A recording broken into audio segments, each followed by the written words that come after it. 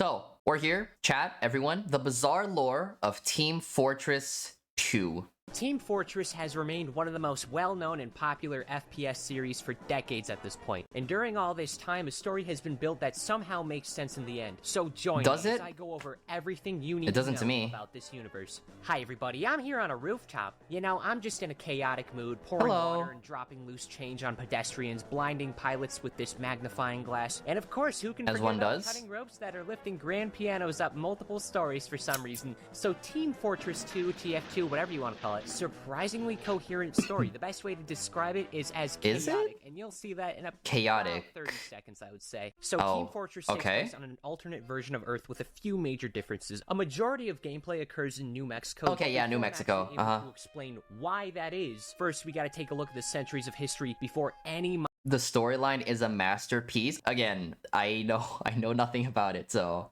Modern mercenaries fight each other. Let's start off between the 1500s to the 1800s. Many historical figures do about what they normally do, but they get a little bit wackier with it. Most US presidents in this story slept near gas leaks, and everyone else took a swig of the silly juice. Like, to give an idea, cats are a sign of wealth with a caste system, and real-world figures like William Prescott would shoot poor people to decrease the ratio of people without hats. Compared to some of the stuff down the line, this is nothing. First up, let's say hello to Shakespeare, the strongest writer who's ever lived. Not only was he Shakespeare-cles. Literary. Yeah, okay, I can see where this is going. So this is where the lore is going. Okay, so it's goofy lore. Good to know. I think they made the lore while taking every single type of drug. No, that's like Bug Snacks lore, from what I've heard of it. Much like real TF2 had to decide the hierarchy. Really? Genius, but he was also just a regular genius, inventing the stage play, the rocket jumper, and America. His Shakespeare invented rocket jumping? downfall comes when he invents the multiple story building, but not stairs. Up to this point, stairs never existed, and they won't for a very long time. So the only way folks would go up the stories was through rocket jumping, which is the process of what? So, let me get this straight. Stairs didn't exist back in the 1600s. So the way people would go up stories is through rocket jumping. Stairs didn't exist, so they rocket jump. Makes sense. Jumping as you shoot a rocket from a rocket launcher, propelling yourself upwards. This becomes about as ordinary as skateboarding, where a lot of people know how to do it, but it's really scary when you get into it. So Tony Hawk will be the pioneer of rocket jumping. Then at 200 years... Is that... Okay, I actually don't know if that's part of the lore or not. Is it? Please tell me that's part of the lore, because I genuinely can't tell. Gap happens where everything's roughly the same, but also not really. The Revolutionary War for America, the Boston Tea Party, all that stuff happens in America, but George Washington considers himself a failure for never being able to become invisible. And military officer Benedict commits the crime of refusing to eat soup offered to him. In 1788, a man named...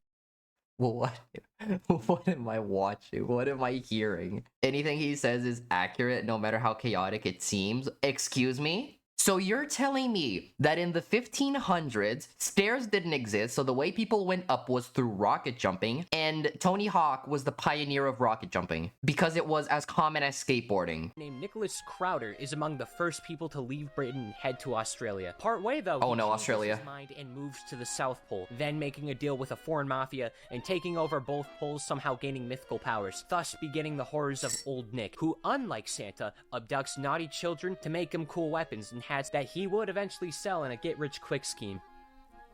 So he's like a 3 out of 10 Santa. Then in 1822, a businessman for a company called Mann named Zechariah Mann loses his wife when she gives birth to triplets. Now the first two he names Redmond and Blutarch, and they grow up to become oh no. Okay, I see where this is going. Idiots who are dumb idiots. They're dumb and stupid, and their BMIs are higher than their IQ. Dumb.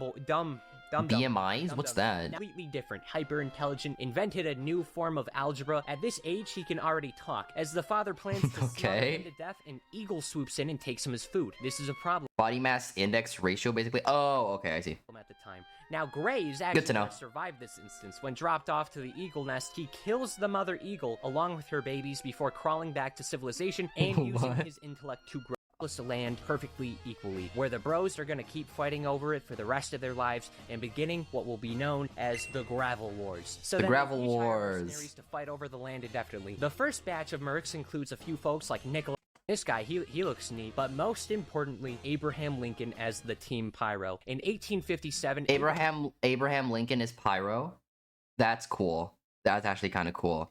Lincoln finally invents stairs and dies in the middle of rocket jumping to his stairs in his lab in the Ford Theater, where John Wilkes Booth, known for his Tower of Hats, also assassinates him, wanting to get the top. What? In my opinion, Lincoln's death is the third most embarrassing way to die, right outside of forgetting to drink water and smoking. This tragedy scares all scholars enough where they agree to never invent anything ever again, instead opting to learn exclusively astrology. Now, by this time, this— Wait, let me see it.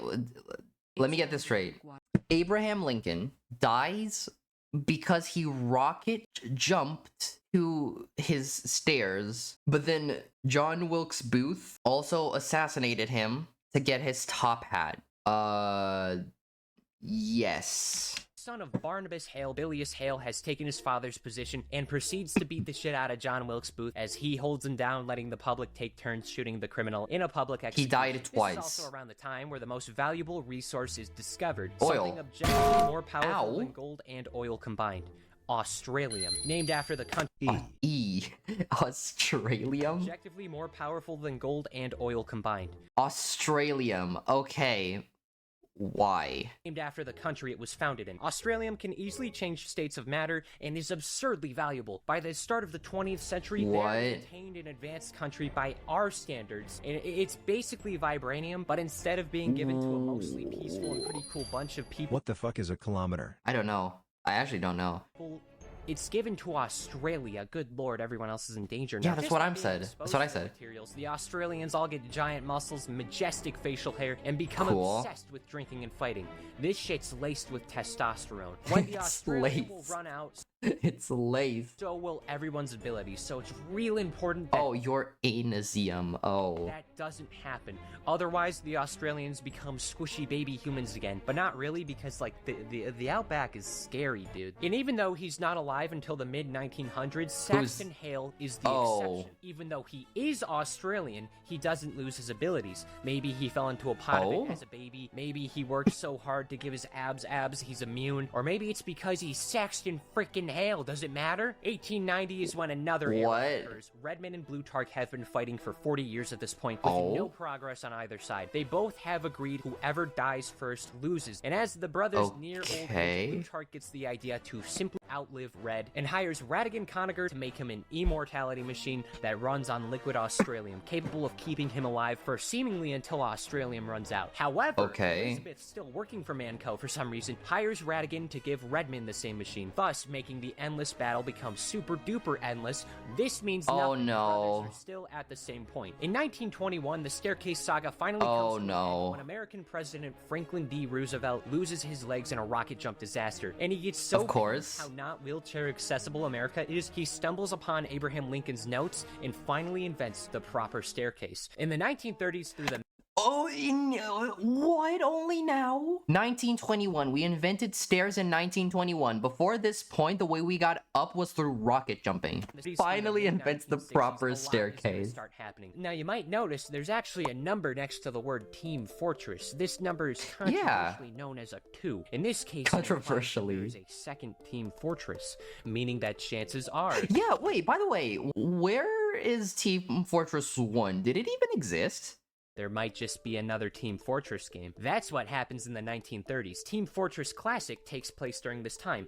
And guess what? This means nothing. Nothing changes. The war is the same. But it happened. It's around this time that Saxton will finally... Team Fortress 1 actually existed? Wait, what?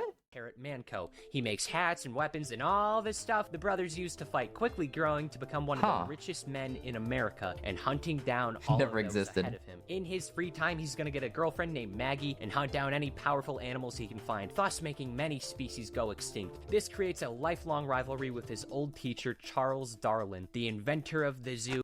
Excuse me? and the protector of all wildlife who saves animals from Saxton's Australianness. In this period, so much happens. Swap out or die or retire and all of that. The fight's going, but there still is one more thing worth noting. It's unknown what actually happens to Elizabeth, but the mantle is given to her granddaughter Helen, more commonly known as the Administrator. She's gonna hire an assistant that goes by Miss Pauling, and just like her grandma, the Administrator is pushing for perfect neutrality, preventing either side from knowing that it's rigged from the start, really prohibiting any sort of advancements. And you can also tell because she's wearing purple, and purple is between red and blue. It's now 1967, and we are finally at TF2. My favorite year. TF2, the game that's been around for nearly 2 decades and hasn't been updated for half of it. 2 decades. It hasn't been updated for the half of it. Characters have a lot of complexity and things going on in their lives, but at the same time, they're doing exactly what the mercs have always been paid to do: fight for red or fight for blue. Also, Apple exists already. Sure. What? It's very pick and choosy what occurs here. There are 18 mercs in TF2, 9 per side. It's unknown. 9 per side. Oh, okay. I was gonna say, Administrator is the voice who says the announcements. Oh, wait, that's actually really cool. Or why they get killed all the time on camera but continue to respawn. Answering both of these questions, the former, I have no idea. The latter, there's immortality machines. Is it really that hard to believe that there could be, like, respawns in a controlled area? Wait, so respawning is canon? Point is, as long as these 18 mercs... Of course it is. Why did I think otherwise? I don't need to introduce all 18 mercs. Due to circumstances I'll get into, Miss Pauling actually develops a significantly stronger relation, and as such, when things happen, we spend way more time with the red team, meaning that as a result, we know way more about them, and they're far more prominent. That's not to say that blue team's useless, but roughly 90% of all the team-specific moments go to red. For example, one of the locations the team usually fights in is Two Fort, and as a PR stunt, the Administrator hired a filmmaker to market the mercenaries on red to justify all of the fighting in the local populace. And this ends up working pretty quickly, also in part because the town water supply has been riddled with lead on account of, well, you know. Oh, by the way, the whole stuff leads to the film guy's death. It's used as a warning to keep everyone, like, not sharing their information. The Administrator is not the type of boss who has casual Fridays. Like, to give an idea, Heavy and Pyro go to her firsthand and ask for weapons, and her first instinct is to blow everybody up. So let's start off with as you do, and work our way up. Starting off with basically who's the mascot man, the Heavy, a Russian man named Misha, whose family got sent to Siberia. Oh, his name is Misha. Oh, I thought they didn't have names. I thought they were like just called like Heavy, Sniper, Spy. I didn't think they have names. Camps in 1940s. After 3 months here, he leads his family out into the Siberian mountains where they hunt bears. Heavy does a bunch of stuff for his folks, yet he still finds time for his own passions and relationships. He gets a PhD in Russian literature, he likes sandwiches, and he especially cares for the team medic. Heavy's gonna remain this stoic and wise, friendly pal who does in fact have a kill count that reaches the triple digits. Next, there's Sniper, Mick Mundy. He's an Australian and Mick Mundy? People combined. That's an insane drop-off between people. His parents aren't all too jazzed about him being an assassin, with them calling him a crazed gunman. He's honestly just a guy. He's probably the most normal. Scout can double jump canonically. That would remind me of the reason. Okay, that makes sense. He just comes in, does his job, and leaves. Scout's real name is Jeremy. He's a boss. Jeremy. Oh yeah, I knew that. Yeah. Scout's real name is Jeremy. I just didn't remember that. 8 brothers, illiterate, egotistical, but at the very least, a quickster. He's illiterate? What? Because of all the time he spent with Miss Pauling, he got a little crush on her. Now, Spy's a French guy who may or may not French. be the father of Scout. He is. It's pretty much confirmed. Oh, okay. Spy specifically is the dad of both Scouts, actually. He did both of the Scouts' moms last night. How embarrassing. Now, here's a fun little fact. Dude, okay. The red spy is disguised before the blue sky shot between the eyes. He's acting as Scout, pretending to cry as the red spy got between his mom's thighs. Knees weak, arms are heavy. Dude, what? Spaghetti. He's just shocked because someone actually, like, got pictures of him doing someone's mom. That's cool. In this field of work. Ludwig, aka Mr. Medic. Ludwig? Doctorate. Boys! The plan is simple. Never went to school and had his medical license revoked when a patient's skeleton went missing, but at least he has a pigeon named Archimedes. In a room full of psychopaths, Medic shines upon them and will prioritize exclusively his own goals. I think the engineer is the most vague. Red and blue Engies are both related. Red Engie, Del Conacher, has 11 PhDs, has innovated the immortality machines, and out of everyone. I think he's the one not showing his cards, in part due to how powerful his knowledge is compared to everyone else, even medics. 11 PhDs, Finnegan, by the way. Better known as Demo Man, is a Scottish hyper-alcoholic cyclops. He comes from a rich family to associate success with the amount of jobs worked. Demo, for example, earned 7 figures through 3 jobs, and his father worked 26 at one point. It's tradition for the DeGroots to be up for adoption when young. He was only taken in when he blew up his adoptive parents and the Loch Ness Monster at the same time. One Halloween... Oh, what? He was only okay, let me process that. He was only adopted after he blew up his parents and the Loch Ness Monster, specifically at the same time. Specifically at the same time. He's offered a job to clean a library for a single nickel by a wizard. Yes, a wizard. Named Erasmus, a 6,000-year-old figure. The only rule Demo has to follow is not open any of the books. Okay. So Demo opens the book, and now he has a haunted eye socket. Whatever, dude. Holy hot dogs, what the frick fracks? Hey, it's my favorite character, Soldier. I love Soldier so much, dude. Snick snack do I say about Soldier? Very stupid, master of war, master of rocket jumping, drinks so much master of rocket jumping. Michigan would have a drought. He's a lawyer, a patriot, and probably sleeps in a lawyer machine. He wanted to fight in World War II, got rejected by every military branch, went to Poland himself, and went on a massive rampage until he heard about the war ending in 1949. Reminder, World War II ends in 1945. He very likely removed a small country's worth of men from the population. And then there's As you do. He's also best friends with Soldier. Oh, yeah. I don't know. They're my favorite. Pyro and Heavy are my favorites to play. They make me feel like the best player in the whole wide world. We don't know anything about Pyro. They're just happy to be here. I like all these characters. Cool. I sure am glad, despite the millions of deaths. My favorite character I think so far to play is Soldier, and then my second favorite is probably Scout. They're probably my 2 favorites. They've suffered by the player base. I'm glad a respawn machine prohibits that whole death thing from actually happening. Maybe it like makes the mercs forget that they died or something. I'm not so sure. What I do know is that the administrator and Miss Pauling do not want either side being friendly with each other, nor do they want progress on Red or Blue's end. Again, they wear purple. Like at one point, Red Demo and Blue Soldier become best friends and seemingly are gonna refuse to kill each other and maybe talk about their jobs and maybe even talk about their contracts. The possibility of this alone makes the administrator force upon them a friendship divorce. But Saxton, on the other hand, he's the cool boss in the office. His office desk is a grill. That's badass. That's Saxton pretty cool. The internet and buys all of Europe. He found the Yeti species. What? So, in Australian, Superman, high off of Australium, bought all of Europe and invented the internet. He's captured them and then built a Yeti park exclusively to hunt the Yetis. And then when the Yetis go extinct, he makes that a battlefield.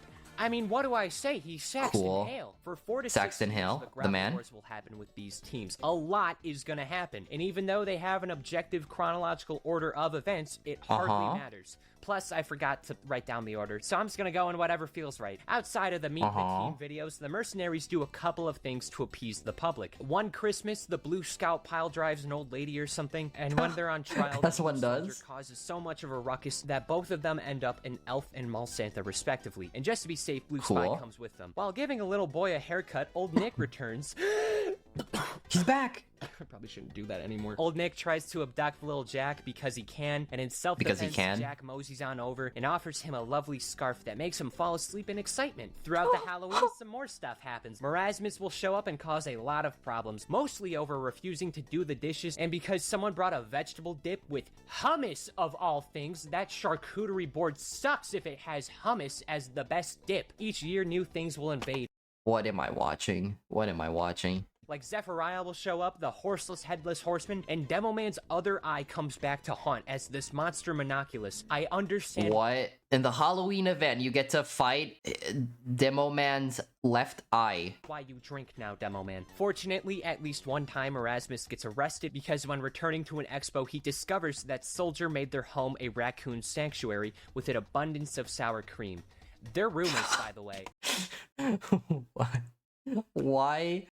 Why an abundance of sour cream? I just forgot to add that. They lived with each other. Marasmus threatens to kill him, but Soldier took the come back from the dead stronger pills, and then an officer arrests him. Of course he did. Entire fiasco. In 1971, there's Expiration date. Red gets the weekend off after successfully stealing a briefcase. When the team finds out that every time they used engineers' teleporters, the devices that they've been using for up to 4 years at this point have riddled all of them with tumors. And they confirm this through the bread. I don't know how Heavy has never noticed this. Tumas. So while trying to do something nice, Spy comes up with the idea to accomplish everyone's last wishes, but Scout does some shenanigans and nearly ruins the whole thing. But in actuality, he has a final wish to go on a date with Miss Pauling. After a montage, Scout basically fails all the teachings, so he just gives it the good old college try, even though I'm convinced Scout probably didn't even graduate high school. He sounds the briefcase missing. He probably didn't even graduate middle school. What do you mean? Alarm to summon Miss Pauling and wastes her yearly day off. Then Engie and Medic yearly day off. Those aren't tumors. Those are just the green virus, and only Bread can get the green. So as long as no one teleported any bread and never does it again, there will be no problems. But off screen, after getting a bucket as his last wish, Soldier was told at the start, and I quote, "Teleport as much bread as you would like."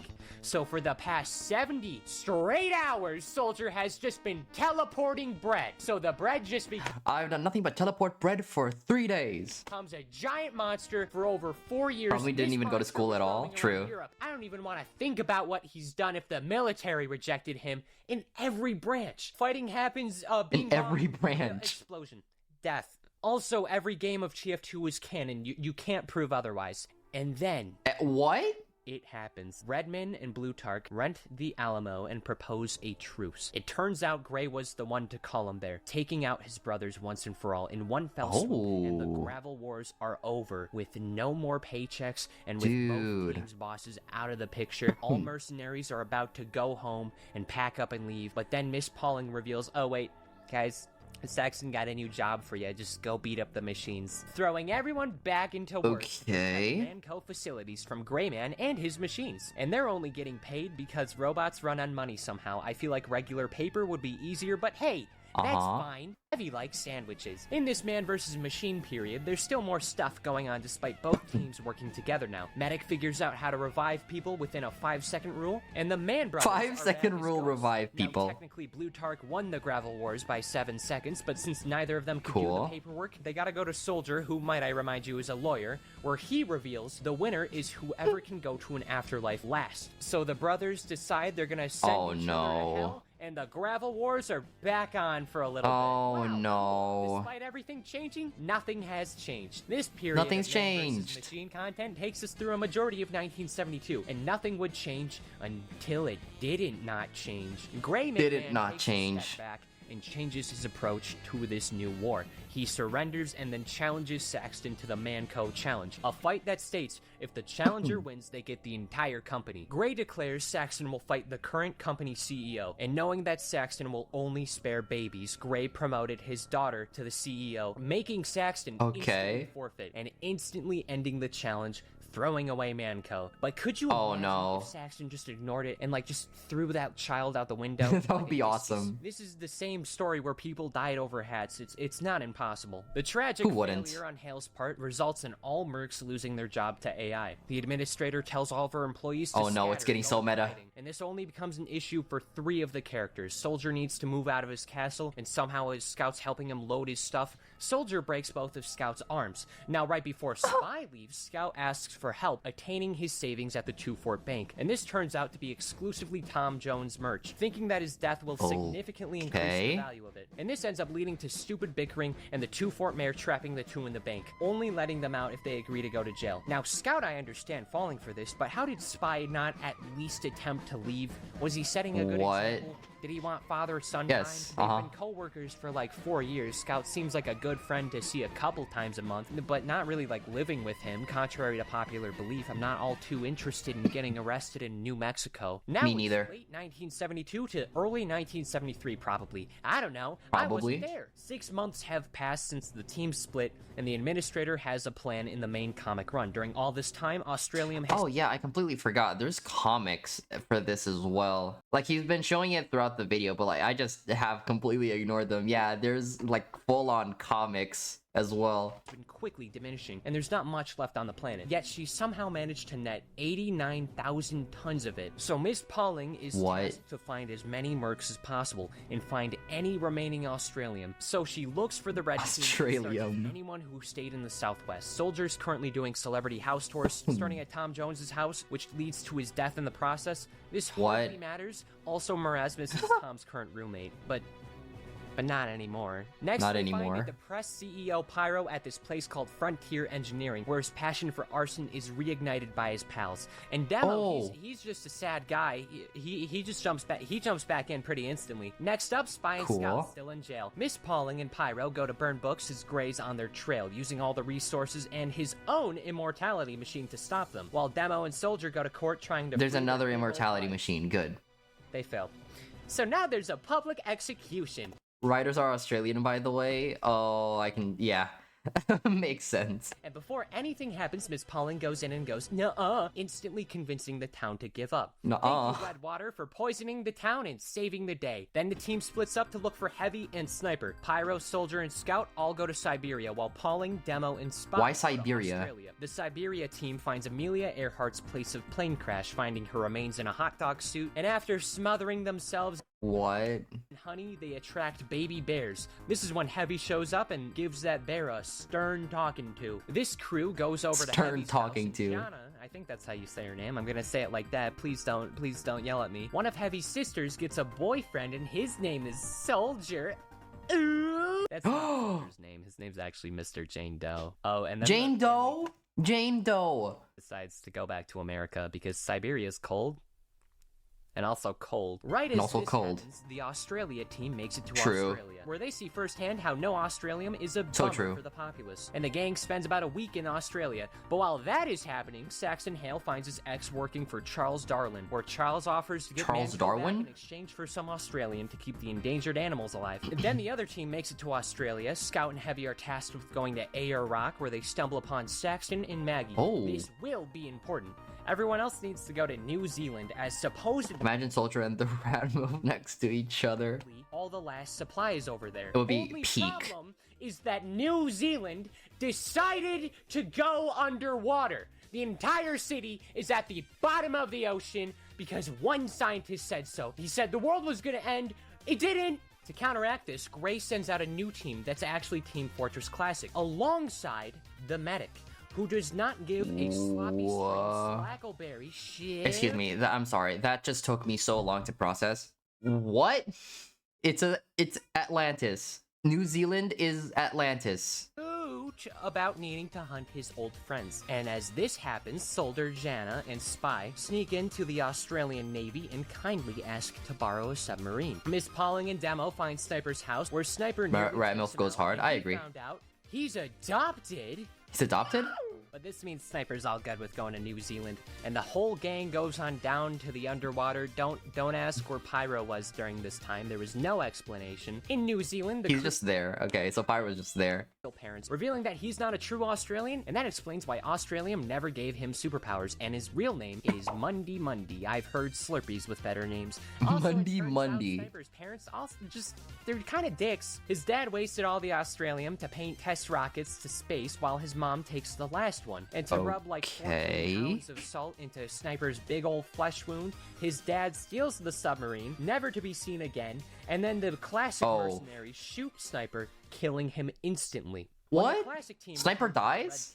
Old Zealand is part of the Netherlands. Facility invasion is it? It's the Administrator's remaining Australium, until Classic Heavy thinks to himself, hey, I want to be immortal. Why am I making this shriveled raisin man immortal? So he rips out Gray's immortality machine, leaving him to perish and taking him out of the story as Gray's machines are about to do their invasion. Soldier and Jana are being interrogated by Classic Pyro until Jana removes her hand to blow up Classic Pyro. Pauling and Spy are about to take some cyanide until Heavy and Scout show up. Woohoo! But just Woohoo! kidding, it's Classic Spy and Demo. Then Soldier and Janna appear, show Classic Spy how to turn his head around like an owl, and Janna punches falling so hard the kinetic energy knocks the Classic Demo Man to the ground, where the Spy chokes him with handcuffs. What? The base, Medic revives Sniper as he has a nice moment realizing how much his adopted parents love him. Once and for all, accepting his job not as a crazed gunman, but as an assassin. And when he wakes up, Classic Heavy just starts yelling. He sucks. He's a jerk. And I hate him. I hope he shrivels. The red team I hope he shrivels. But that makes sense. Their blood removed from the blood-sucking robots. But it's fine, because Demo Man, having an alcoholic withdrawal, has taught his vital organs to produce alcohol, meaning that it is running through his veins and poisons the robots. The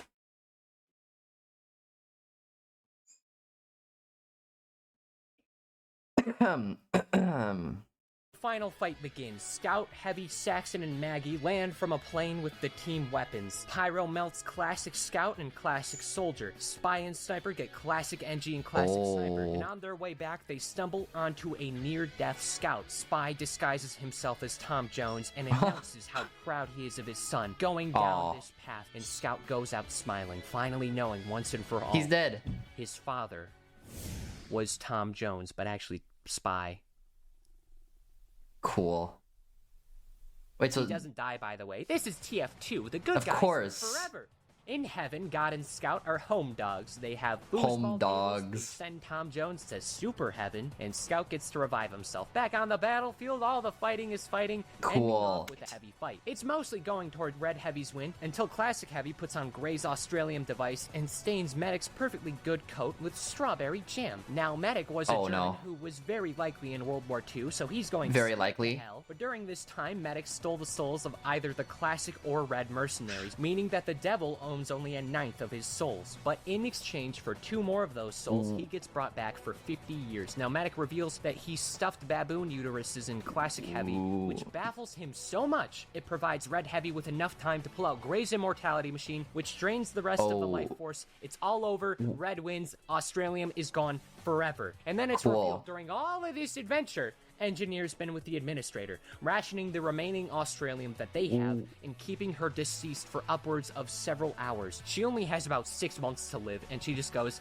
let's just ball. I don't give the rest of it at once, gives her 1 hour of youth. And oh man, the finale comic, the finale comic of this is 101%. Oh, there was no finale. The eye twitch. Why does this keep happening? See, Valve, the creators of TF2, are very bad at finishing things. They like making good games, but don't really like counting to 3. The last update for TF2 was 2017. That's over 6 years ago. Finish the comic. One issue left. Finish the comic. We don't get to see it. We don't get to see anything. So here's what I would guess. I think Saxton would punch Charles Darwin in the face and refuse Manco. I think Elizabeth and Helen could be the same person, and she was going to destroy the Manco legacy, which is why the story never escalates through the Gravel Wars. And I think all of the mercs would have found some new jobs. Some together, some doing their own things, and in the end, it doesn't matter. TF2 mostly lives on via the community, who, you know, they got some good things like TF2 Classic, and then they got some bad eggs like every community does. Treat others how you want to be treated, guys. Don't be bucket dippers. Be good people. Well, that's all, folks. Look at this sad statistic and feel guilty. Here's a GamerSupps code. Hey, Tyler, there's someone behind you. Wait, where? Oh wait, no, I'm not Tyler. I love doing that joke. I hope that freaks someone out. Really, I don't have much else to add. All I could say is, oh, I don't know, maybe, oh, I don't know. Finish the comic. Finish the comic for real, dude. Finish the comics. I didn't know that. I didn't know that the comics were never finished. That's actually kind of sad.